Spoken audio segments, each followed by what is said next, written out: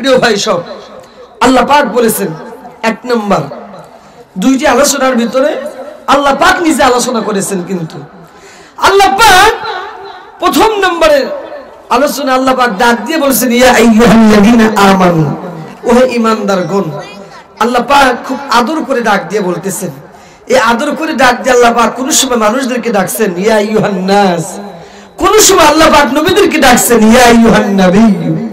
এইখানে আল্লাহ পাক ঈমানদারদেরকে ডাক দিয়ে বলতেছেন ইয়া আইয়ুহাল্লাযীনা আমানু, হে আমার ঈমানদার বান্দারা, আমার প্রিয় গোলামেরা, তোমরা যারা আমার গোলামি করো, দাসত্ব করো, ঈমানদার হয়েছো বলে, ঈমান এনেছো বলে তোমরা নিজেকে পরিচয় দাও ঈমানদার হিসাবে। ও হে ঈমানদাররা, তোমাদেরকে ডেকে আমি বলছি দুইটি ওয়াজ এই আয়াতের ভিতরে। এক নম্বর ওয়াজ হচ্ছে ইত্তাকুল্লাহ, আমি আল্লাহকে ভয় করো। এক নম্বর কি? আমি আল্লাহকে ভয় করব। পৃথিবীতে আমরা তো অনেকেই ভয় করি, ভয় করা স্বাভাবিক।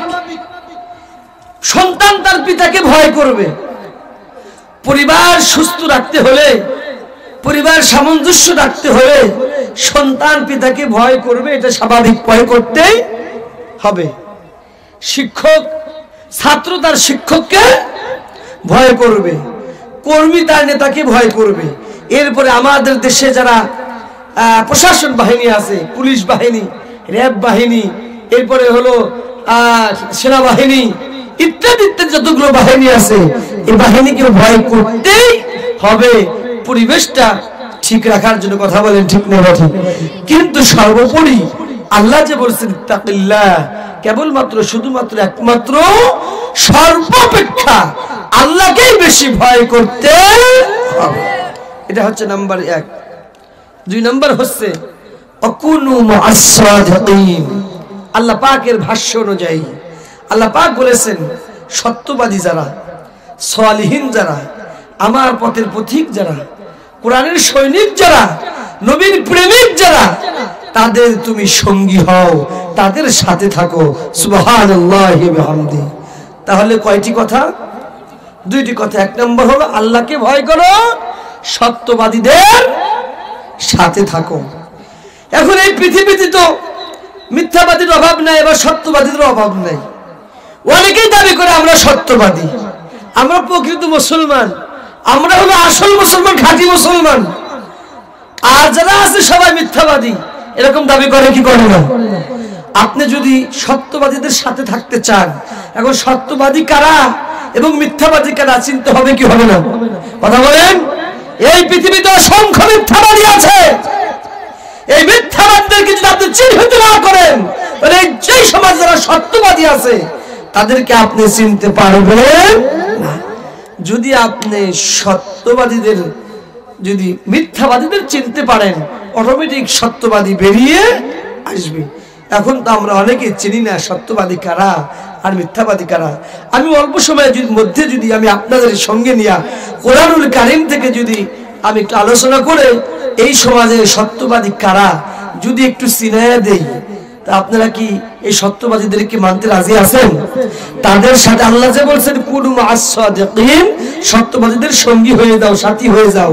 এখন কোরআনের আয়াত অনুযায়ী যে এই জামানায় যারা, এই সময় যারা সত্যবাদী, আল্লাহ পাক যে পরিচয় দিয়েছেন, যদি আমরা সত্যবাদী পেয়ে যাই তাদের সঙ্গে থাকতে এবং তাদের কথা মানতে আমরা রাজি আছি না নাই? কারা কারা রাজি আছি? দুই হাত তুলে দেখান। লিল্লাহ তাকবীর, নারা তাকবীর, ইসলামের আলো, কোরআন সুন্নাহর আলো, আমার নেতা তোমার নেতা, লিল্লাহ তাকবীর। আমার ভাইরা, আমরা ওয়াদা দিলাম সত্যবাদীদেরকে যদি আমরা চিনি, আমরা তাদেরকে মানতে রাজি আছি। যদি রাজি থাকেন তাহলে আপনার লাভ হবে, এই মাহফিলে আসলে আপনার জন্য লাভ হবে। আর যদি মনে করেন যে হুজুর চেনান কিন্তু আমরা রাজি নাই, সত্যবাদীদের সাথে থাকতে আমরা রাজি নাই, তাহলে আপনারা এই মাহফিলে থাকতে পারেন, আমরা যেতে দিব না, যেতে বলবো না আপনাকে। আসছেন অশ্বনের খিচুড়ি নিয়ে চলে যান, আমরা আপনাদেরকে এখান থেকে বের করে দিব না, কিন্তু রাজি যদি না থাকেন, সত্যবাদীদের চেনার পরেও যদি মানতে রাজি না থাকেন, এখানে আসবেন ওয়াজ শুনবেন, কিন্তু কোনো লাভ হবে। আমরা কেন যেতে দেব না আপনাকে? আমার দেশে কিছু স্লোগান আছে, বলে নাস্তিকদের আস্তানা এই বাংলায় হবে না, বাংলাদেশে হবে না, আছে না নাই? কথা বলে এই স্লোগান আছে না নাই? আচ্ছা বলুন তো, আপনি যদি নাস্তিকদের তাড়িয়ে দেন, আপনি ওয়াজ করবেন কার কাছে বলেন? কোরআনের কথা বলবেন কার কাছে? কালেমার কথা, হক কথা বলবেন কার কাছে? আমরা যারা আস্তিক, আল্লাহকে যারা বিশ্বাস করি, আমরা যারা ওলামায়ে কেরাম অথবা ইমানদার বান্দা নামাজ কালাম যারা পড়ি, একটু না একটু হলে আল্লাহকে বিশ্বাস করি, কোরআন মানি, কিন্তু আদৌ যারা কোরআন মানে না, তাদের কাছে যে কোরআন শোনানো দরকার। কথা বলেন ঠিক না ঠিক? কথা বলেন। সফলতা হবে তখন নাস্তিকরা যখন কোরআন শুনতে শুনতে বুঝতে বুঝতে কোরআনের প্ল্যাটফর্মে আসবে, কোরআনের ব্যানারে এসে কোরআনের পার্লামেন্টে অংশগ্রহণ করবে, তখনই হবে আমাদের সার্থকতা। কথা বলেন ঠিক না ঠিক? তাছাড়া আপনি যদি তাড়িয়ে দেন, ওয়াজ শোনানোর তো মানুষ লাগবে। কথা বলেন। যদি আপনি তাড়িয়ে দেন, কেন লাভ হবে না? বিশ্ব নবীর ইতিহাস যখন আমরা খুঁজে দেখেন, নবীজি আমার তায়েফের ময়দানে মার খাচ্ছেন দাওয়াতি কাজ করে। আমার নবীজি দাওয়াতি কাজ, ইসলাম প্রসারের কাজ করতে যখন যায়, ছোট্ট ছোট্ট বাচ্চাদেরকে দিয়া, ওই সময় আবু জেহেল, উতবা সাহেব, ওলীদ ইবনে মুগীরা সহ কাফের মুশরিকদের লিডার যারা ছিল, ছোট্ট ছোট্ট বাচ্চাদেরকে লেলিয়ে দিয়েছে পাথর মারার জন্য। আমার নবীজির গায়ে পাথর মারছে। নবীজির গায়ে পাথর মারার সঙ্গে সঙ্গে নবীজি আবার রক্তাক্ত হয়ে যাচ্ছে। ইতিহাস খুঁজলে পাওয়া যায় নবীজি রক্তাক্ত হয়ে বিশ্ব নবীর গায়ের রক্ত মোবারক ঝরে ঝরে ঝরে ঝরে পায়ের তালু পর্যন্ত চলে যায়, জুতার সাথে পায়ের তালুটা লেগে গেল। নবীজি আমার কষ্ট পাচ্ছেন, নবীজি সহ্য করতে পারছেন না। হঠাৎ করে জিবরাইল আমিন এসে হাজির হয়ে যান। ওগো নবীজি, ইয়া রাসূলুল্লাহ, ইয়া হাবিবাল্লাহ, এটা সহ্য করা যায় না। আল্লাহ রাব্বুল আলামিনের পরেই যেই মানুষটির স্থান আপনি, নবীজি আমার রাসূল, তায়েফবাসীরা আপনাকে রক্তাক্ত করেছে, শরীরটা ক্ষত বিক্ষত করেছে। ওগো নবীজি, আপনি রক্তাক্ত হয়ে গেছেন। আমি জিবরাইলকে একটু অনুমতি দিন, একটু অর্ডার দিন, তামাম তায়েফবাসীকে আমি উল্টায় ধ্বংস করে দেব। নবীজির রক্তাক্ত দেহখানা দেখে জিবরাইল সহ্য করতে পারলেন না। যে নবী রাহমাতুল লিল আলামিন, যেই নবীর প্রেমে আল্লাহ পাক কোরআন নাজিল করেছেন, এই নবীজি রক্তাক্ত হবে। জিবরাইল হাজির হয়ে গেল, রাসূলুল্লাহ ওয়াদা দিন, অনুমতি দিন, তায়েফবাসীকে ধ্বংস করে দেই। আপনার গায়ে আঘাত করেছে, রক্তাক্ত করেছে। নবীজি আমার বললেন, ও জিবরাইল,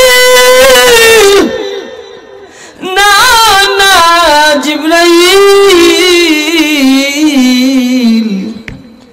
তায়েফবাসীরা বোঝে নাই বলে, আমি নবীকে চেনে নাই বলে আজকে আমার গায়ে পাথর নিক্ষেপ করে আমাকে রক্তাক্ত করেছে। ওগো জিবরাইল, এই মুহূর্তে তুমি যদি তাদেরকে ধ্বংস করে দাও, আমি নবীজি কার কাছে কালেমার দাওয়াত দিব? সেদিন যদি নবীজি ধ্বংস করে দেওয়ার জন্য অর্ডার করতেন, ইসলাম বোঝা এত তাড়াতাড়ি প্রসার ঘটত? কার কাছে নবীজি প্রসার করতেন? বন্ধু মুসলমান ভাইরা, আরেকটা ঘটনা মনে পড়ে গেল। হযরত উমর ইসলাম ধর্ম গ্রহণ করেন নাই, নবীজিকে মারার জন্য খোলা তরবারি নিয়ে আসতেছিলেন। সাহাবায়ে কেরাম বসে আছেন, সাহাবায়ে কেরাম ডাকতে বলে, গো নবীজি, ওমর আসতেছে আপনাকে মারার জন্য, হুকুম দেন আমরা ওমরকে থামিয়ে দেই, ওমরকে শেষ করে দেই। আমার নবীজি ডাকতে বলেন, না না আমার সাহাবীরা, ওমরকে ঠেকায় দিও না, ওমরকে শেষ করার দরকার নাই। আমার কেন যেন মন বলছে আজকে ওমর আমার কোনো ক্ষতি করে যেতে পারবে না, ইসলামের কোনো ক্ষতি করতে পারবে না। সুবহানাল্লাহ। আমার ভাইরা, সেদিন যদি বিশ্ব নবী ওমরকে ঠেকায় দিতেন, সাহাবায়ে কেরামকে অর্ডার করতেন ঠেকায় দেওয়ার জন্য, ওমর যদি ঠেকে যেতেন, তার কারণ ওমর সেই দিনে সে কালেমা পড়ে মুসলমান হয়েছে। সেদিন যদি ওমরকে ঠেকায় দিতেন, আমার তো মনে হয় ইতিহাস পড়ে পড়ে যতটুকু আমরা বুঝেছি, আমার মনে হয় ইসলাম এত তাড়াতাড়ি বিজয় হতো না। তার কারণ হযরত ওমর যেদিন ইসলাম ধর্ম গ্রহণ করেছেন, ওমর ইসলাম ধর্ম গ্রহণ করার আগে বিশ্বের প্রায় 2.5 থেকে 3টা বছর গোপনে গোপনে দাওয়াতি কাজ করেছে। যেদিন থেকে ওমর ইসলাম ধর্ম গ্রহণ করেছেন, ইয়া রাসূলুল্লাহ, ইয়া হাবিবাল্লাহ, আর গোপনে দাওয়াত হবে না। ইসলাম সত্য, কোরআন সত্য, হকের দাওয়াত, সত্যের দাওয়াত গোপনে নয়, প্রকাশ্য হবে। নারে তাকবীর, আল্লাহু আকবার স্লোগান দিয়ে প্রকাশ্য দাওয়াতি কাজ শুরু হয়ে গেল। চিল্লা বলি সুবহানাল্লাহ ওয়া বিহামদিহি। হযরত ওমরকে যদি ঠেকায় দিতেন সেদিন, আমার মনে হয় ইসলাম এত তাড়াতাড়ি বিজয়। এই জন্য আমরা আপনাকে যেতে দেব না, যেতে বলবো না। আপনি থাকবেন, কোরআন শুনুন, কোরআন বুঝুন। নাস্তিকরা কোরআন শুনে বুঝে যেদিন আস্তিক হবে, আমাদের সাথে যেদিন যোগ দিবে, পার্লামেন্টে আসবে, সেদিনই হবে আমাদের সার্থকতা। কথা বলেন ঠিক না বেঠি? বন্ধুরা, ইসলাম ভাইরা, আলোচনা করতেছিলাম 1 নম্বর আল্লাহ পাক বলেছেন, ওই যে 2টি আলোচনা সূরা তাওবার 119 নম্বর আয়াত, আল্লাহ পাক 2টি আলোচনা করেছেন। 1 নম্বরে হলো তাকওয়াল্লাহ, আল্লাহকে ভয় করা। এখন প্রশ্ন আসতে পারে, হুজুর আল্লাহকে যদি আমরা ভয় করি, আল্লাহকে ভয় করলে আমাদের কি লাভ হবে আমরা জানতে চাই। আমরা তো বাঙালি, আমরা লাভ ছাড়া কিছু বুঝি না। লাভ আছে যেখানে, আমরা আছি সেখানে। কথা বলেন, হ্যাঁ? এই যে মাহফিলে এসেছি, এখানেও লাভ আছে না নাই? 1 নম্বর লাভ হবে, প্রত্যেকটা শ্বাস নিঃশ্বাসে সওয়াব হবে, প্রত্যেকটা সেকেন্ডে সেকেন্ডে সওয়াব, প্রত্যেকটা সেকেন্ডে সেকেন্ডে গুনাহ মাফ। কথা বলেন। এরপর আল্লাহ যদি কোনো একটা ওয়াজে হেদায়েত দেয়, এর চাইতে লাভবান আর কিছু হতে পারে না। এখানে যদি মারা যান বিনি হিসাবে জান্নাত। আবার আল্লাহ পাক কিয়ামতের দিন কোন মাহফিল উসিলা করে আপনাকে জান্নাত দিবেন এটা আমরা বলতে পারি না। হতে পারে এই মাহফিল উসিলা আল্লাহ জান্নাত দিতে পারে। এরপরে মুনাজাত যখন হয়ে যাবে, মুনাজাতের পরে গরম গরম গরম খিচুড়িও পাওয়া যাবে। লাভ আছে না না?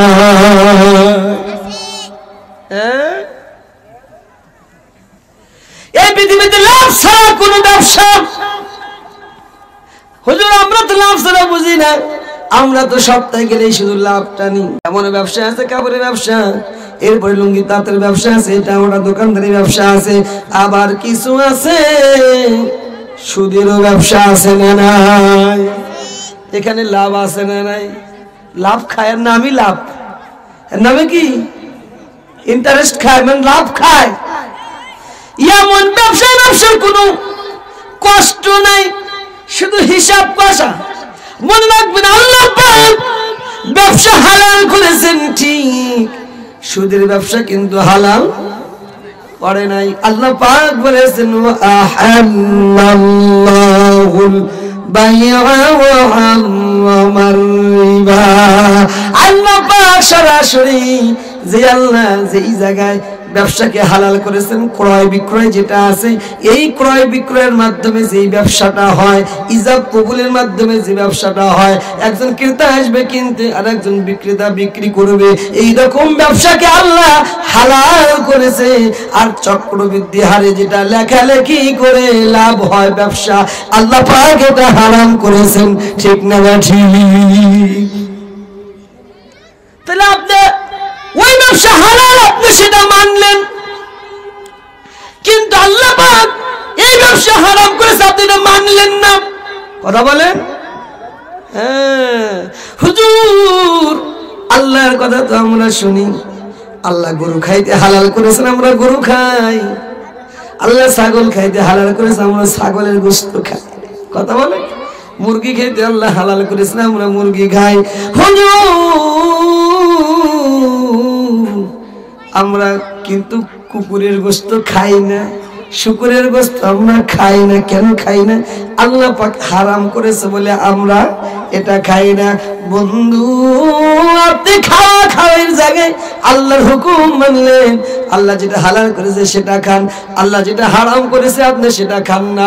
ওই আল্লাহ ক্রয় বিক্রয় ব্যবসাকে আল্লাহ হালাল করেছে, ওই আল্লাহ আবার চক্রবৃদ্ধি হারে সুদের ব্যবসা হারাম করেছে।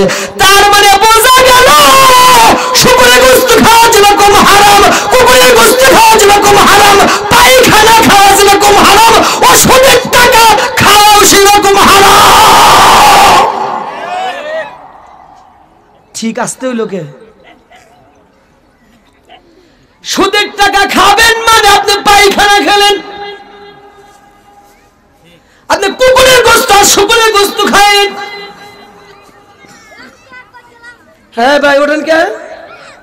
ওটা যাবে না, এখন যে উঠবে মনে করবো যে হ্যাঁ ব্যবসা চলতেছে। বন্ধু মুসলমান ভাইরা, তার মানে যে আল্লাহর কথা শুনে আপনি হালাল গ্রহণ করেন, খাওয়ার পরে মিষ্টি খাওয়া সুন্নাত, এটা আমরা খুব ভালোভাবে মানি। হুজুর এতক্ষণ ঝাল খেয়েছেন, এখন একটু মিষ্টি খান, তার কারণ মিষ্টি খাওয়া সুন্নাত। ও খাওয়া এই সময় মিষ্টি খাওয়া সুন্নাত, এটা আবার খাজনদারিকে ওই এলাকার ওই যিনি দাওয়াত দেয় তাকে আবার মনে করে দেয়। কিন্তু যে নবী মিষ্টি খাওয়া সুন্নাত বলেছেন, এই নবী কালেমার জন্য, কোরআনের জন্য, ইসলামী আন্দোলনের জন্য উহুদের ময়দানে দাঁত মোবারক ভেঙেছেন। কথা বলেন ঠিক না ঠিক? সেই নবীজি মিছিল করেছেন, মিটিং করেছেন, জিহাদ করেছেন। 29টা যুদ্ধের সেনাপতি ছিলেন বিশ্ব নবী। আল্লাহু আকবার কোন? যেই নবী মিষ্টি খাওয়া সুন্নাত বলেছেন, ওই নবী আমার দাঁত ভাঙা সুন্নাত বলেছেন, ওই নবী আমার মিছিলে যাওয়া সুন্নাত বলেছেন, ওই নবী আমার নারে তাকবীর আল্লাহু আকবার স্লোগান দেওয়া সুন্নাত বলেছেন। ওই নবী ইসলামের বিরুদ্ধে যারা অবস্থান নেবে তাদেরকে কচু কাটা করতেও আল্লাহ রাসূল নির্দেশ করেছেন। আপনি মিষ্টি খাওয়া সুন্নাত মানলেন, কিন্তু জিহাদের ময়দানে যাওয়া, মিছিল করা, মিটিং করা, কোরআনের পক্ষে থাকার এই সুন্নাতটা আপনি মানলেন না। বন্ধু মুসলমান ভাইরা, বলতেছিলাম হুজুর আমরা তো লাভ ছাড়া কিছু বুঝি না।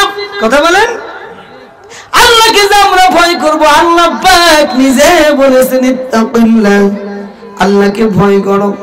হুজুর আল্লাহকে যে আমরা ভয় করব, আল্লাহকে ভয় করলে আমাদের লাভ কি? লাভ শুনবো না?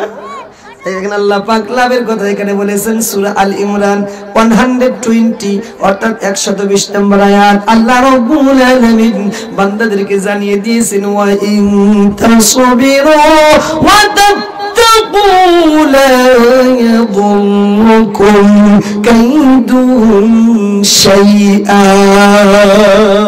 আল্লাহু আকবার। মুসলমান লাভ খোঁজো।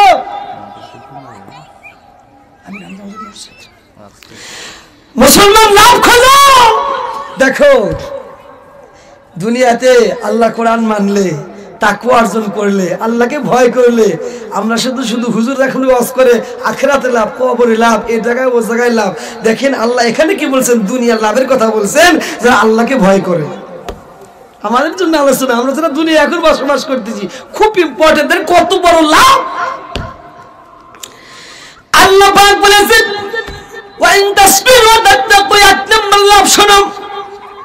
যদি তোমরা ধৈর্য ধারণ করতে পারো এবং আল্লাহকে ভয় করতে পারো, আমি আল্লাহকে যদি তুমি ভয় করতে পারো, আল্লাহ রাব্বুল আলামিন বলেছেন লা ইয়াদুররুকুম কাইদুহুম শাইআ। আল্লাহ পাক আঙ্গুল দিয়ে বলেন, ও পৃথিবীর মানুষেরা, তোমাদের মাঝে তোমাদের শত্রু আছে না নাই? আমাদের শত্রু আছে না নাই? আমাদের সাথে কেউ চক্রান্ত করে আমাদেরকে নিয়ে ষড়যন্ত্র করে আসে না নাই? ষড়যন্ত্র করে আমাদেরকে পেছে ফেলাতে চায়, চক্রান্ত করে আমাদের মামলা দেয়, এই দেয় সেই দেয়, আমাদের জেলখানায়ও ঢুকায়, আমাদের সাথে শত্রুতা করে ফাঁসির পর্যন্ত দেয়। কথা বলেন ঠিক নেই? আমাদের ব্যবসা বাণিজ্য শত্রুতা করে, চক্রান্ত করেন, ষড়যন্ত্র করে ব্যবসা বাণিজ্য ক্ষতি করতে চায়, আমাদের ছেলে সন্তানকে ক্ষতি করতে চায়, আমাদের টাকা পয়সাকে ক্ষতি করতে চায়। আল্লাহ পাক বলেছেন, দুনিয়ার মানুষ দুনিয়াতে লাভ পেতে চাও তবে শুনে না, লা ইয়াদুরকুম কাইদুহুম শাইআ। আমি আল্লাহকে যদি ভয় করতে পারো, এই পৃথিবীতে যারা তোমাদেরকে নিয়ে শত্রুতা করে, চক্রান্ত করে, ষড়যন্ত্র করে, আমি আল্লাহর ওয়াদা হচ্ছে এই চক্রান্ত আর ষড়যন্ত্র শত্রুতা থেকে আমি আল্লাহ তোমাকে হেফাজত করব। লা ইয়াদুরকুম, তোমাদের কোনো ক্ষতি করতে পারবে না। আল্লাহু আকবার। সূরা আল ইমরান 120 নম্বর আয়াত, বাসা গিয়ে খুলবেন। আল্লাহকে ভয় করলে, ধৈর্য ধারণ করলে, পাপ কাজ থেকে ফিরে আসলে আল্লাহ পাক পুরস্কার দেন। লা ইয়াদুরকুম কাইদুহুম শাইআ। যারা কায়দা কইরা, কৌশল কইরা, চক্রান্ত কইরা, ষড়যন্ত্র কইরা, শত্রুতা কইরা তোমাদের পেছে ফেলাতে চায়, তোমাদের বিপদে ফেলাতে চায়, তোমাদের ক্ষতি করতে চায়, লা ইয়াদুরকুম, আমি আল্লাহ তাআলার ওয়াদা হচ্ছে তোমাদের কোনো ক্ষতি করতে পারবে। আল্লাহু আকবার বলবেন না? আল্লাহকে ভয় করার দরকার আছে না নাই? এটা তো কবরের দরকার নাই, কবরের দরকার আলাদা কথা, কারণ কবরের লাভ আল্লাহ আলাদা দিবে, স্পেশাল। আখিরাতের লাভ তো আল্লাহ আলাদা দিবে, কিন্তু দুনিয়ায় বেঁচে থাকতে তো আমাদের শত্রু অভাব নেই, পদে পদে শত্রু, ডানে শত্রু, বামে শত্রু, পিছনে সামনে। কথা বলেন, কথা বলেন, কথা বলেন, কথা বলেন। নাম্বার 2, 2 নাম্বার, আল্লাহকে ভয় করলে আল্লাহ পাক কি পুরস্কার দিবেন আল্লাহ পাক জানিয়ে দিয়েছেন। আল্লাহ পাক জানিয়ে দিয়েছেন সূরা হুজরাতের 13 নম্বর আয়াত। আল্লাহ রাব্বুল আলামিন বলেছেন, ইন্না আকরামাকুম ইনদাল্লাহি আতকাকুম। আল্লাহ পাক বলেছেন, ও পৃথিবীর মানুষ, তোমরা যারা একটু সম্মান নিয়ে বেঁচে থাকতে চাও, তোমরা যারা একটু ইজ্জত পেতে চাও, আমি আল্লাহ রাব্বুল আলামিন বলে দিলাম, তোমরা যদি তাকওয়া অর্জন করতে পারো, আমি আল্লাহকে ভয় করতে পারো, তোমরাই সবচাইতে শ্রেষ্ঠ মানুষ হবে আমি আল্লাহর কাছে। আমি আল্লাহ রাব্বুল আলামিনের নিকট তোমরাই হবে সর্ব সম্মানিত মানুষ। তোমরা যারা আমি আল্লাহর কাছে সম্মানিত হবে, আমি দুনিয়ার মানুষের কাছেও তোমাকে সম্মানিত করব। সুবহানাল্লাহ। দুনিয়ার ভিতরে সবচেয়ে সম্মানিত মানুষ কারা? এই জামানায় আল্লাহকে ভয় করে যারা। কথা বলেন না কেন? কার কথা? আল্লাহর। সূরা হুজরাতের 13 নম্বর আয়াত। এবার প্রশ্ন আসতে পারে, হুজুর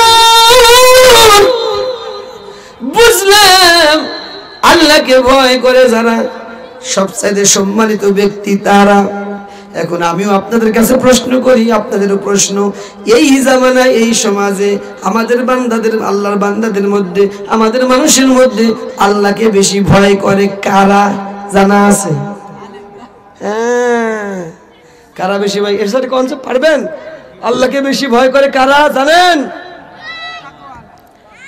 হ্যাঁ, হইল না করো কথা। আপনারা দুনিয়ার মানুষ যদি কেউ না জানে, এই প্রশ্নটা যদি আমি আল্লাহর কোরআনকে বলি, কোরআনকে জিজ্ঞাসা করি প্রশ্ন, ওগো কোরআন, এই পৃথিবীর ভিতরে সবচাইতে বেশি ভয় করে কারা? আল্লাহ পাক তোমার কাছে কি অ্যানসার আছে কিনা? কোরআন সঙ্গে সঙ্গে সূরা ফাতিরের 28 নম্বর আয়াত সঙ্গে সঙ্গে জানিয়ে দিয়েছেন, ইন্নামা ইয়াখশাল্লাহা মিন ইবাদিহিল উলামা। আমার বান্দা বান্দীদের মধ্যে আলেম যারা, আমি আল্লাহকে সবচাইতে বেশি ভয় করে তারা। সুবহানাল্লাহ।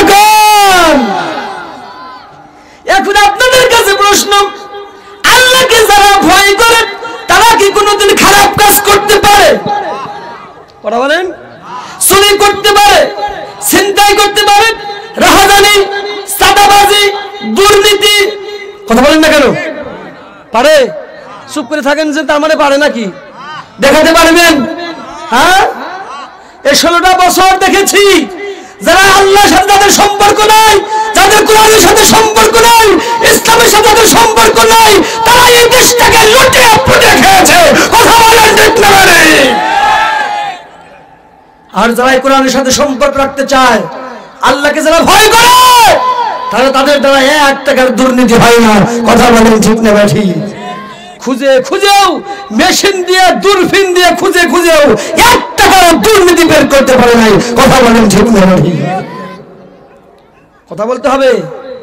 আল্লাহর ভয় যাদের আছে, তাদের দ্বারা কোনোদিন অন্যায় হতে পারে। আল্লাহকে ভয় করলে মানুষ কেমন হয় একটু বুঝাবার জন্য আপনাদেরকে একটু নিয়ে যাই মদিনার রাষ্ট্র। আল্লাহ রাসূল ইন্তেকাল করেছেন, নেতৃত্ব এসেছে আবু বকরের উপরে। আবু বকর রাদিয়াল্লাহু তাআলা আনহু ইন্তেকাল করেছেন, নেতৃত্ব এসেছে হযরত ওমর ফারুক রাদিয়াল্লাহু তাআলা আনহু। ওই জামানার ওই সময় হযরত ওমর শুধু মদিনার ভূখণ্ডের আমিরুল মুমিনিন ছিলেন না, অর্ধজাহানের বাদশা ছিলেন, খলিফাতুল মুসলিমিন হযরত ওমর। এই মদিনা রাষ্ট্রে ছিল যে হযরত ওমরের জামানায় হযরত ওমর খেলাফত আদিষ্ঠিত হলেন, ক্ষমতা লাভ করলেন, রাষ্ট্রপ্রধান হযরত ওমর। একদিন নিরিবিলি চিন্তা করেছেন, আমি তো শহরে থাকি, শহরের মানুষ তো মোটামুটি ইলম কালাম জানে, দিন সম্পর্কে তাদের ধারণা আছে, কোরআন সম্পর্কে, আল্লাহ সম্পর্কে তাদের ধারণা আছে, আল্লাহর ভয় তাদের আছে। কিন্তু আমার যুগে, আমার জামানায় যারা প্রত্যন্ত অঞ্চলে বসবাস করে, মরু অঞ্চলে, পাহাড়ি অঞ্চলে, একেবারে গ্রাম অঞ্চলে যারা বসবাস করে, আদৌ কি তারা দিন সম্পর্কে তাদের জ্ঞান আছে কিনা, আল্লাহর ভয় তাদের আছে কিনা? তার কারণ ওমর চিন্তা করলেন, আল্লাহর ভয় যদি অন্তরে না থাকে, তার দ্বারা খারাপ কাজ করা সম্ভব। কথা বলেন ঠিক না ঠিক? আর খারাপ কাজ যদি হয়ে যায়, ইতিহাসে লেখা থাকবে হযরত ওমরের জামানায় এই খারাপ কাজ হয়েছে। কথা বলেন ঠিক না ঠিক? গত 16টা বছর দেখেছি আমার প্রাইম মিনিস্টার শেখ হাসিনার জামানায় এমন ঘটনা ঘটেছে, শেখ হাসিনা মুখে নিজে বলেছে, আমার পিএস, আমার বডিগার্ড পর্যন্ত 450 কোটি টাকার মালিক। এটা ডিসক্রেডিট না? এটা খারাপ না? এটা ইতিহাস হয়ে থাকবে, কিয়ামত পর্যন্ত মানুষ মনে রাখবে, স্বর্ণ অক্ষরে মনে রাখবে। প্রত্যেকটা সেকেন্ড, প্রত্যেকটা মুহূর্ত, প্রত্যেকটা দিন কিভাবে কেটেছে, কত টাকা, কত পয়সা দুর্নীতি করেছো, কত পয়সা তোমরা চাঁদাবাজি, রাহাজানি, ছিনতাই করে এরপরে পাচার করেছো। ইতিহাস মনে রাখবে, মানুষ স্বর্ণ অক্ষরে লিখে রাখবে। কথা বলেন ঠিক না ঠিক? হযরত ওমর চিন্তা করলেন, আমার জামানার মানুষ যদি একটু আল্লাহর ভয় তাদের না থাকে, তাহলে তো উল্টাপাল্টা কাজ হতে পারে, এর দায়ভার আমি ওমরকে নিতে হবে। কথা বলেন, আল্লাহর কাছে জবাবদিহি করতে হবে। ওমর, তোমার জামানার, তোমার দেশের অমুক নাগরিক এই কাজ করেছে। হযরত ওমর এই কথাগুলো চিন্তা করে তিনি নিয়ত করলেন, ডিসাইড করলেন, সিদ্ধান্ত নিলাম, একটু শহর পেরিয়ে গ্রাম অঞ্চলে, একটু প্রত্যন্ত অঞ্চলে চলে যেতে চাই, দেখবো কি এটা যাচাই করা দরকার, তারা কি আল্লাহর ভয় তাদের আছে কিনা। হযরত ওমর আর দেরি করলেন না, শহর ছেড়ে গ্রাম পেরিয়ে মরুভূমির ভিতরে চলতে লাগলেন। যাইতে যাইতে পড়ন্ত বিকালবেলা হয়ে গেল। পাহাড়ি অঞ্চলে হযরত ওমর একটু তাকিয়ে দেখে, একজন রাখাল কিছু ছাগল নিয়ে, ভেড়া বকরি নিয়ে কিছু রাখালগিরি করে। হযরত ওমর চিন্তা করলেন, এই একজন রাখাল সারাদিন এখানে সেখানে দৌড়াদৌড়ি করে, আসলে এর মধ্যে আল্লাহর ভয় আছে কি নাই একটু যাচাই করা দরকার। তার কারণ ওমর হচ্ছে একজন ইসলামী সরকার। কথা বলেন, ওমর কি ছিলেন? ইসলামী সরকার। তার কারণ ওমরের সময় ছিল ইসলামী রাষ্ট্র। কি রাষ্ট্র? ইসলামী রাষ্ট্র। আমাদের রাষ্ট্র কি রাষ্ট্র? ইসলামী রাষ্ট্র। আমাদের রাষ্ট্র কি রাষ্ট্র? আমাদের রাষ্ট্র ওমরের রাষ্ট্র ছিল ইসলামী রাষ্ট্র, আর আমাদের রাষ্ট্র হলো মুসলিম রাষ্ট্র, ইসলামী রাষ্ট্র নয়। ইসলাম আর মুসলিম প্রায় একই শব্দ, কাছাকাছি, ঠিক না ভাই? মনে হচ্ছে হুজুর ইসলাম আর মুসলিম তো একই, কিন্তু না, ইসলামী রাষ্ট্র এক জিনিস আর মুসলিম রাষ্ট্র আর এক জিনিস। এর যদি সংজ্ঞা বলতে গিয়ে অনেক টাইম, 1 ঘন্টা লাগবে বিশ্লেষণ করতে। ইসলামী রাষ্ট্রকে আগে বলে আর মুসলিম রাষ্ট্রকে আগে বলে, এই সংজ্ঞাগুলো বিশ্লেষণ ব্যাখ্যা করতে 1 ঘন্টা লাগবে। আমার অত সময় নাই গে, আমি আপনাদের সংক্ষেপে ধারণা দিই এক লাইনে। ইসলামী রাষ্ট্র কাকে বলে আর মুসলিম রাষ্ট্র কাকে বলে এক লাইনে ধারণা দেই, মনে রাখবেন মনোযোগে। ইসলামী রাষ্ট্র হচ্ছে ইসলাম রাষ্ট্রকে যেভাবে চালাবে, ইসলাম বুঝবেন, শরীয়ত ইসলাম রাষ্ট্রকে যেভাবে চালাবে, রাষ্ট্র সেইভাবে চলবে। আর মুসলিম হচ্ছে রাষ্ট্র যেভাবে ইসলাম চালাবে, যদিও মুসলমান, কিন্তু রাষ্ট্র যেভাবে ইসলামকে চালাবে, ইসলাম সেভাবে চলবে। এই হচ্ছে ইসলাম আর মুসলিমের মধ্যে পার্থক্য। কথা কি বুঝছেন? আমাদের দেশ হলো ইসলামী রাষ্ট্র না, মুসলিম রাষ্ট্র। সংখ্যা গরিষ্ঠ হলো মুসলমান, এদের আমরা মুসলিম রাষ্ট্র বলি, ইসলামী রাষ্ট্র বলা যায় না।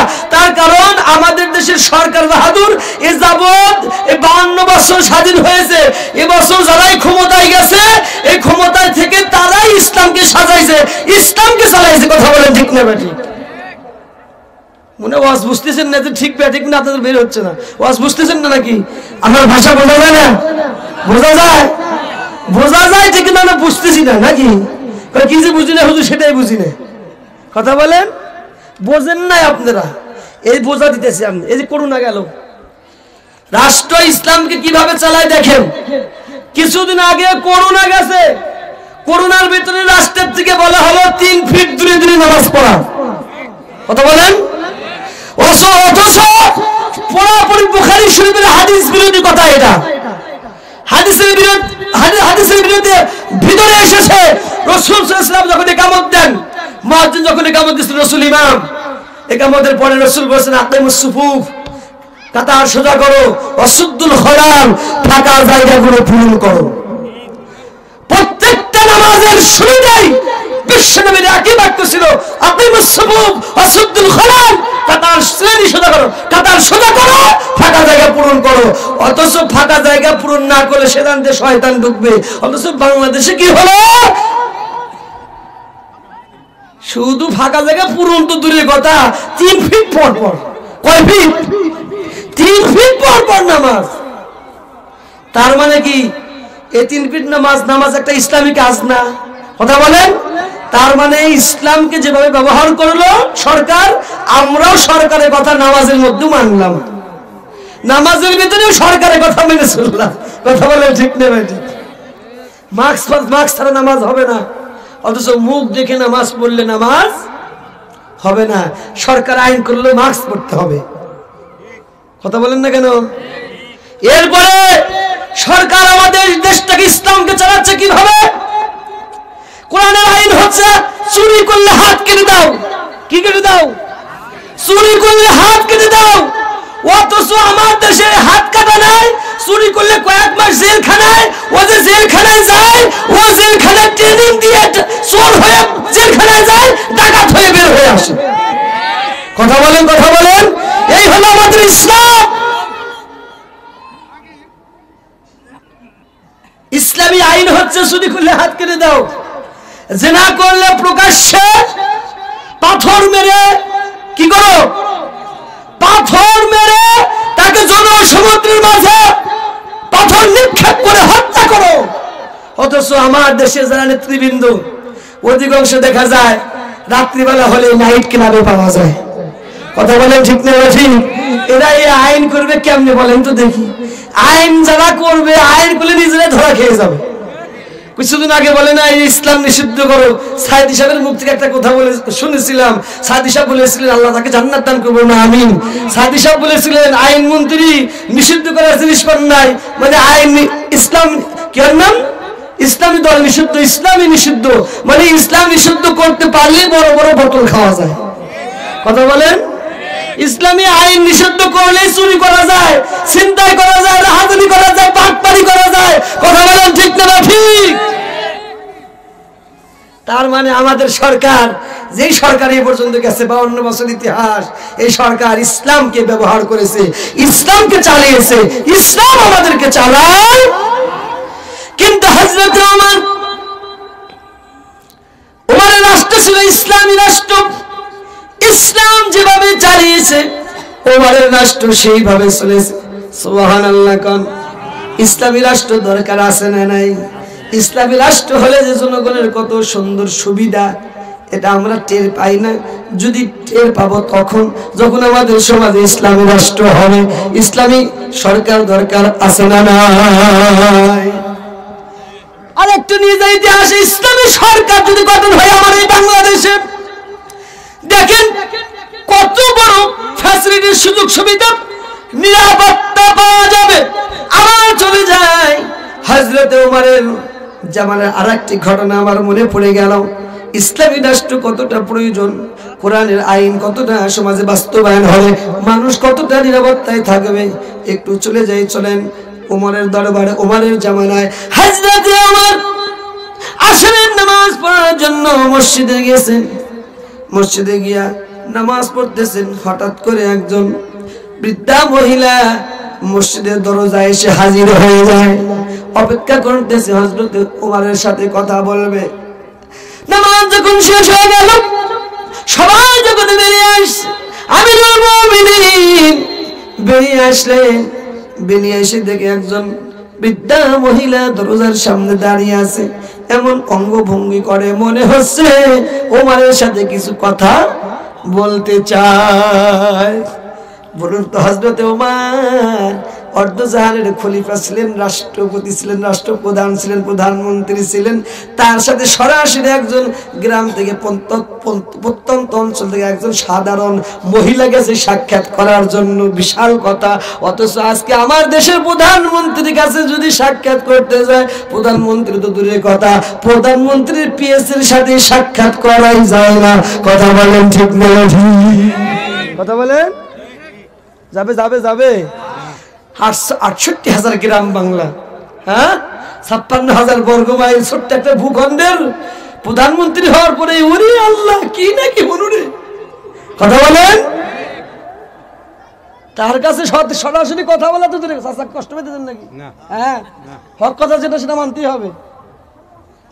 দল যেটাই করি, আওয়ামী লীগ করেন, বিএনপি, জামাত ইসলাম, জাতীয় পার্টি, সর্বনায় ফুরফুরা, আটুষার, যে দল করেন না কেন, যেটা কোরআনের কথা, হক কথা, ইসলামী কথা, সেটা আমাকে মানতেই হবে। কথা বলেন ঠিক না ঠিক? কারণ আমরা দিন শেষে আমরা মুসলমান, আমাদের কোরআন এক, আমাদের রাসূল এক, আমাদের আল্লাহ এক। কথা বলেন ঠিক না ঠিক? আমি দল করবেন তখন আপনার দল যে দল ইসলামী কথা বলবে, আপনি সেটা আপনি আমলি করতে পারেন, সমস্যা নাই। বিএনপি করেন, জামাত, জাতীয় পার্টি, যে দলে আপনি করেন না কেন, আপনার দল যদি ইসলামের বিপক্ষে কথা বলে, কোরআনের বিপক্ষে কথা বলে, কিসের দল? দলকে, নেতাকে ডাস্টবিনে নিক্ষেপ করতে হবে। কথা বলেন ঠিক না ঠিক? আল্লাহর কোরআন যেটা বলেছে সেটা আপনাকে মেনে নিতে। দলের কোনো বিষয় নয়, দলের অ্যাক্টিভিটিস, কর্মকাণ্ড, কর্মসূচির সাথে কথা। কথা বলেন। জামাত ইসলাম যদি খারাপ কাজ করতে বলে, ও দল করা যাবে? কথা বলেন। সর্বনায়, ফুরফুরা, আট্রসি, দেওয়ানবাগি, ইনায়েতপুরি, আট্রসি করা যাবে? করা যাবে? করা যাবে না।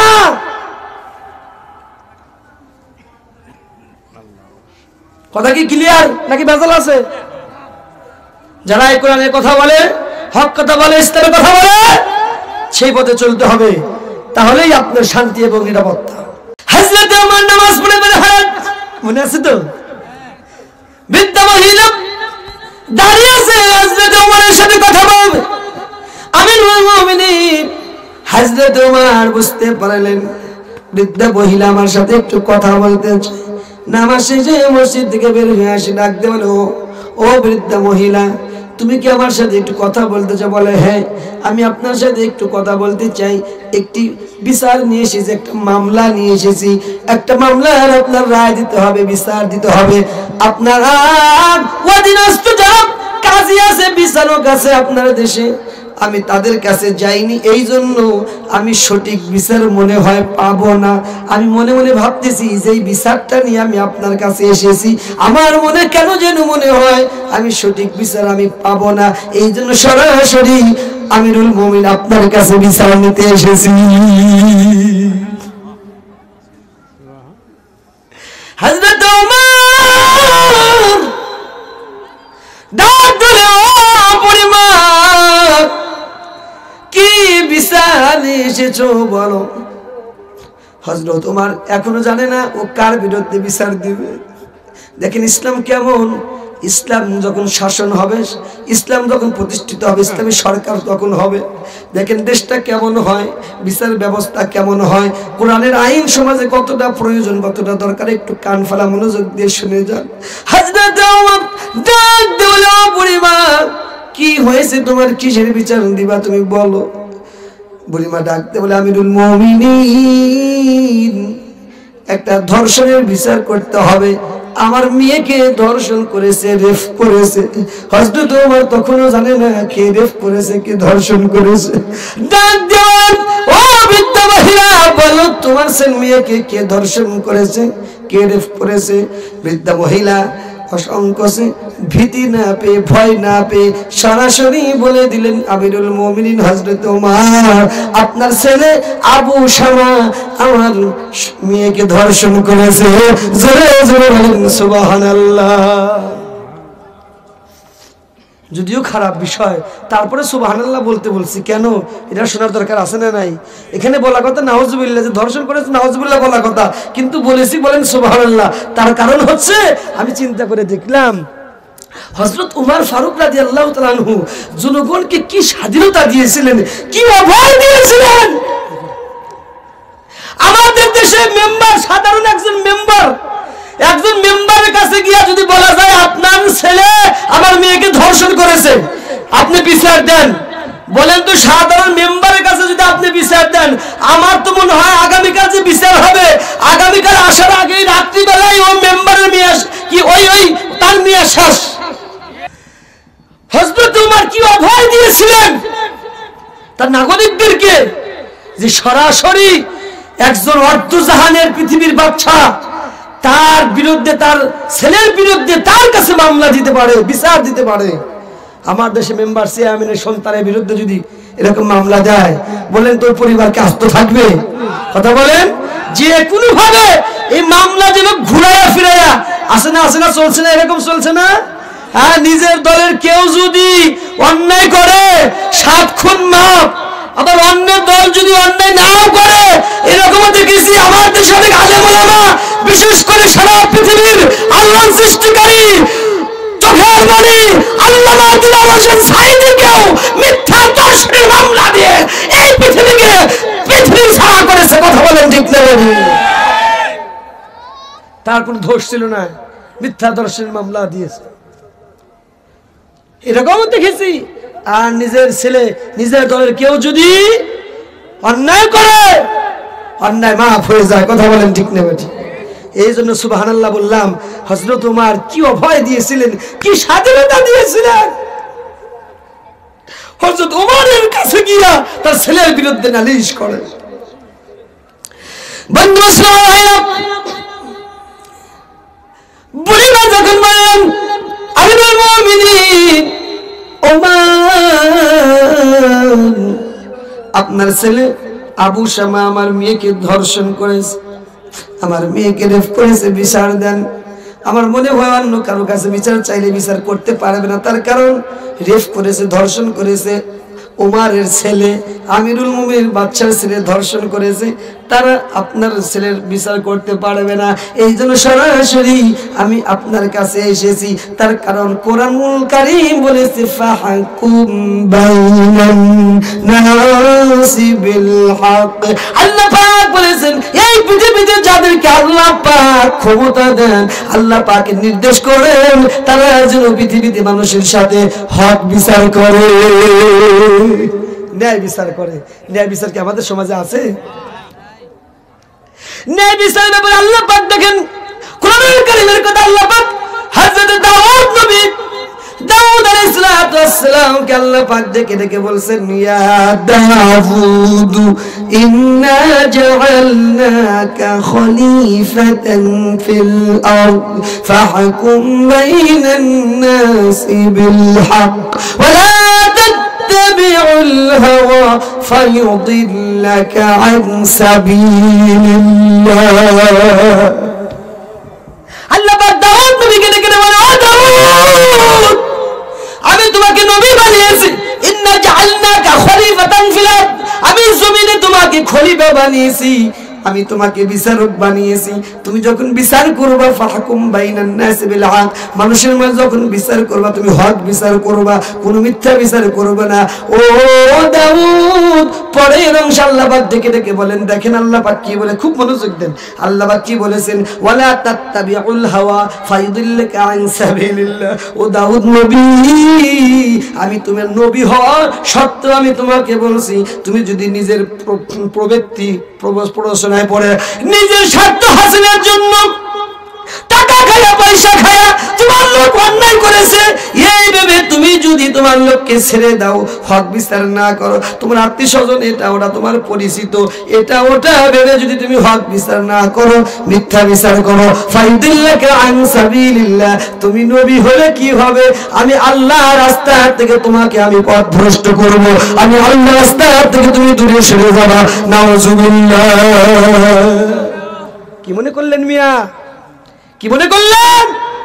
অথচ আজকে যারা বিচারক, অসংখ্য আমার ট্রাইব্যুনাল দেখেছি, মিথ্যা ট্রাইব্যুনাল গঠন করে মিথ্যা বিচার করেছে 16টা বছর। কথা বলেন ঠিক না ঠিক? এটা তো গেল আন্তর্জাতিক ট্রাইব্যুনাল। আমাদের সমাজে ঘরে ঘরে এমন বিচারক আছে, টাকা খায়া পয়সা খায়, টাকা ওটা খায়া, হক সব মিথ্যা হয়ে যায়, মিথ্যা হক হয়ে যায়। বন্ধু এইবার বুড়িমা যখন হযরত ওমরকে কথাগুলো বললেন, হযরত ওমরের চোখে পানি এসে গেল, দৌড়া চলে গেলেন কাজীর কাছে, বিচারকের কাছে চলে গেলেন। কাজী সাহেব, কেউ যদি ধর্ষণ করে তার শাস্তি কি হতে পারে? কাজী সাহেব বললেন, ও আমিরুল মুমিনিন, কেউ যদি ধর্ষণ করে, উপযুক্ত যদি সাক্ষী পাওয়া যায় এবং ধর্ষককারী যদি স্বীকারোক্তি দেয়, তাহলে তাকে 100টা বেতের আঘাত করে এই পৃথিবীর থেকে, তাকে দুনিয়ার থেকে বিদায় করে দিতে হবে। এই কথা শুনে হযরত ওমর আর দেরি করলেন না, চলে আসলেন বাড়িতে। বাসায় এসে দেখে ছেলে আবু শামা খেতে বসেছে। হযরত ওমর ডাক দিয়ে বলে, আবু শামা, তাড়াতাড়ি করে খাওয়া শেষ করো, একান্ত গোপনে তোমার সাথে একটু কথা আছে। আবু শামা তাড়াতাড়ি করে খাওয়া শেষ করলেন, গোপন কামরায় নিয়ে সংক্ষেপে বলছে আমার ভাইরা, গোপন কামরায় নিয়ে গেলেন হযরত ওমর। ডাক দিয়ে, আবু শামা, তোমার বিরুদ্ধে আমার কাছে একজন মহিলা মামলা দিয়েছে, তোমার বিরুদ্ধে অভিযোগ করেছে, তুমি নাকি একটা মেয়েকে ধর্ষণ করেছো, অমুকের মেয়েকে রেপ করেছো, ধর্ষণ করেছো। আমিরুল মুমিনিন হযরত ওমরের ছেলে মিথ্যা কথা বলে নাই, মাথাটা নিচু করে আব্বুকে ডাকতে বলতেছে, আব্বু গো, বয়সের তাড়নায় পড়ে, নফসের তাড়নায় পড়ে, শয়তানের ধোঁকায় পড়ে আব্বু আমি করে ফেলেছি। আব্বু করে তওবা করেছে, মাফ চাইছে, আল্লাহর কাছে তওবা করেছে। আমিরুল মুমিনিন হযরত ওমর আদলি করলেন না, চলে গেলেন বিচারকের কাছে। ওই সময় যাকে বিচারকের দায়িত্ব দেওয়া হয়েছিল, বিচারকের কাছে গিয়া বলে, ও কাজী সাহেব, ও বিচারক, আপনি বিচার স্টার্ট করেন। বিচার যখন স্টার্ট হয়ে গেল, স্বীকারোক্তি হয়ে গেল, এরপরে সাক্ষী প্রমাণ হয়ে গেল, এইবার 100টা বেতের আঘাত করবে, শাস্তি হবে, এটা রায় হয়ে গেল। আমার বিচারক বেত নিয়ে দাঁড়িয়ে আছেন, আবু শামাকে 100টা বেতের আঘাত করবে। আমিরুল মুমিনিন চলে আসলেন, ডাক দিলে, ও কাজী সাহেব, বেতটা আমার কাছে দিন। তার কারণ হচ্ছে, আমার কেন যেন মনে হচ্ছে আমার ছেলে বলে আপনি শাস্তি ভালো করে দিতে পারবেন না, আপনার মায়া আসতে পারে, দয়া আসতে পারে। আমিরুল মুমিনিনের ছেলে বলে, না না না, আল্লাহ পাক বলেছেন জিনাকারের বিচার করতে তোমার যেন কোনো দয়া না আসে, মায়া না আসে, এই জন্য ব্যক্তি আমার কাছে দিনে আমি নিজে তাকে শাস্তি দিতে চাই। আমার ভাইরা কার বিরুদ্ধে দাঁড়িয়ে গেছে হযরত ওমর? বলেন কার বিরুদ্ধে? কেমন ছেলে, কেমন ছেলে? যে ছেলেকে অনেকদিন চুমু খেয়েছে, যে ছেলেকে কোলে নিয়েছে, আদর করেছে, বুকে নিয়েছে, নাকে মুখে চুমু খেয়েছে, এই ছেলের বিরুদ্ধে দাঁড়িয়ে গেছে ব্যাট নিয়ে, তাকে শাস্তি দিবে, আঘাত করবে। আর দেরি করলেন না, কিতাবের ভিতরে এসে সংক্ষেপে বলছি, প্রধান বক্তা এসে যাবে। আমার ভাইরা, আমিরুল মুমিনিন হযরত ওমর এক একটা করে আঘাত করতে করতে 40টা পর্যন্ত যখন আঘাত হয়ে গেল, লাফ দিয়ে দাঁড়িয়ে গেছে আবু শামা, দাঁত তুলে, সহ্য করতে পারি না, আমি তওবা করেছি, আল্লাহর কাছে মাফ চেয়েছি, আর জীবনে এই কাজ আমি করব না। আমিরুল মুমিনিন হযরত ওমর ডাক দেবে, ও বেটারে, তওবা করেছো, আল্লাহর কাছে মাফ চেয়েছো, আল্লাহ অবশ্যই তোমাকে মাফ করবে, কিন্তু দুনিয়ার শাস্তি তোমাকে পেতেই হবে, আমি তোমাকে মাফ করব না। আমার বাড়ি আঘাত শুরু করে দিলেন, আঘাত করতে করতে 50টা পর্যন্ত আঘাত হয়ে গেল। হযরত ওমরের ছেলে আবু শামা আবার ধপ করে মাটিতে পড়ে গেলেন। আবার 51 থেকে শুরু করে 60টা পর্যন্ত আঘাত যখন হয়ে গেল, আবু শামার কথাগুলো বন্ধ হয়ে গেল। 61 থেকে আঘাত করতে করতে 80টা যখন বেতের আঘাত হয়ে গেল, আবু শামা একেবারে নড়াচড়া বন্ধ করে দিয়েছে। মেডিকেলের টিম আসলেন, মেডিকেলের টিম এসে তিনি পরীক্ষা নিরীক্ষা করে দেখলেন আবু শামা আর এই দুনিয়ায় নাই, আবু শামা ইন্তেকাল করেছেন। ইন্না লিল্লাহি ওয়া ইন্না ইলাইহি রাজিউন। হযরত ওমর ঘরের ভিতরে চলে গেলেন, বাড়ির ভিতরে প্রাণের স্ত্রী স্বামীকে জড়িয়ে ধরে বলে, ও প্রাণের স্বামী আমার, মানুষ এতটাই নিষ্ঠুর হয়, এতটাই পাষাণ হয়, তোমাকে না দেখলে বোধহয় আমি বুঝতে পারতাম না। ছেলে অন্যায় করেছে, পাপ করেছে, মাথা পেতে নিয়েছে, আল্লাহর কাছে তওবা করেছে, এরপরে তুমি শাস্তি দাও, কিন্তু তাই বলে শাস্তি দিতে তুমি মেরেই ফেলবা। এরকম পাষাণ হৃদয়ের মানুষ আমি আর কোনোদিন দেখি না।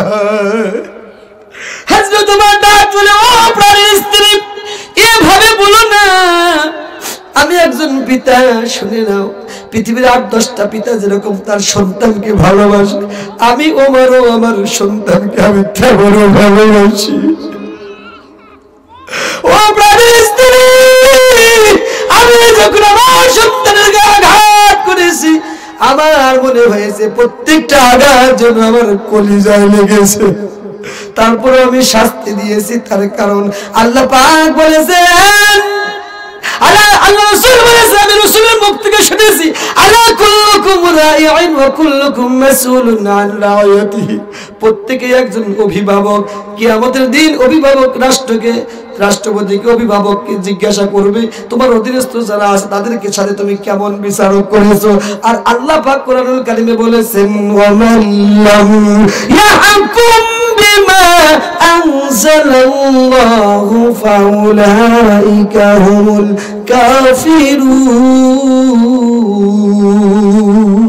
আল্লাহ পাক এক জায়গায় বলেছেন, ওয়া মান লাম ইয়াহকুম বিমা আনজালাল্লাহু ফাউলাইকা হুমুল ফাসিকুন। আল্লাহ পাক আর এক জায়গায় বলেছেন, ওয়া মান লাম ইয়াহকুম বিমা আনজালাল্লাহু ফাউলাইকা হুমুজ যালিমুন। ও প্রাণের স্ত্রী, আল্লাহর কোরআন যে বলেছেন, যে ব্যক্তি আমি আল্লাহর কোরআন দ্বারা শরীয়ত তারা বিচার করবে না, সে হবে কাফের, সে হবে জালিম, সে হবে ফাসিক। প্রাণের স্ত্রী গো, আমি রাষ্ট্রপতি হয়ে, আমি রাষ্ট্রপ্রধান হয়ে আমি যদি কোরআন দিয়ে বিচার না করি, হোক আমার ছেলে, কিয়ামতের দিন আমাকে জালিম হিসেবে আল্লাহর দরবারে কাঠ করে দাঁড়াতে হবে, ফাসিক হিসেবে দাঁড়াতে হবে, কাফের হিসেবে দাঁড়াতে হবে। এই জন্য আমি, আমার দয়া, যদিও আমি শত বেদনা, আমার কাছে দয়া লেগেছে, মায়া লেগেছে, ঠিক শত দুঃখ বেদনা বুকে চাপা দিয়ে আমি আবার হাত দিয়ে আমার নিজের কলিজার টুকরা সন্তানকে আমি আঘাত করেছি। ও প্রাণের স্ত্রী, আমার কেন যেন মন বলছে আমার সন্তান আবু শামা অন্যায় করেছে, মাথা পেতে নিয়েছে, তওবা করেছে, আল্লাহ রাব্বুল আলামিন maaf করে দিয়া কিয়ামতের দিন আল্লাহ পাক জান্নাত নসিব করবেন। সুবহানাল্লাহ। খোলাফায়ে রাশেদার সোনালী দিন কেন যে ফিরে আসে না, সকলেই পেয়ে তার অধিকার, কেন যে মন খুলে হাসে না। আল্লাহু আকবার। এমন যদি হতো আমার দেশের শাসকেরা ওমরেরই মতো, হতো আবু বকরের মতো। আমার ভাইরা, ওমরের মতো যদি একজন শাসক এই পৃথিবীতে থাকে, এই বাংলাদেশে যদি হয়, এই বাংলাদেশে আর ইফতিজিং থাকবে না, এই বাংলাদেশে সেন্টারে হাজিরা থাকবে না, এই বাংলাদেশে নারী নির্যাতন থাকবে না, এই বাংলাদেশে জিনা থাকবে না, এই বাংলাদেশে সুদ থাকবে না, এই বাংলাদেশে ঘুষ থাকবে না, মদ থাকবে না, জুয়া থাকবে না। কথা বলেন ঠিক না? ওমরের মতো শাসক দরকার আছে না নয়? ওমরের মতো, আবু বকর, ওসমান, আলীর মতো, আমির হামজার মতো আমার দেশে শাসক দরকার আছে না? কথা বলেন ঠিক না? বিশেষ করে ইত্তাকিল্লাহ, আল্লাহকে ভয় করো। আল্লাহ পাক এই আয়াতে দুটি কথা বলেছেন, আল্লাহকে ভয় করো আর সত্যবাদী সালেহীন কোরআনের সৈনিক যারা, ইসলামের পথিক যারা, নবীর সৈনিক যারা, তাদের সঙ্গে আল্লাহ থাকতে বলেছেন। আল্লাহ পাক আল্লাহকে ভয় করা এবং সত্যবাদীদের সঙ্গে থাকার তৌফিক দান করুন। আমিন। ওয়া আখিরু দাওয়ানা আলহামদুলিল্লাহি রাব্বিল আলামিন। আসসালামু আলাইকুম ওয়া রাহমাতুল্লাহি ওয়া বারাকাতুহু।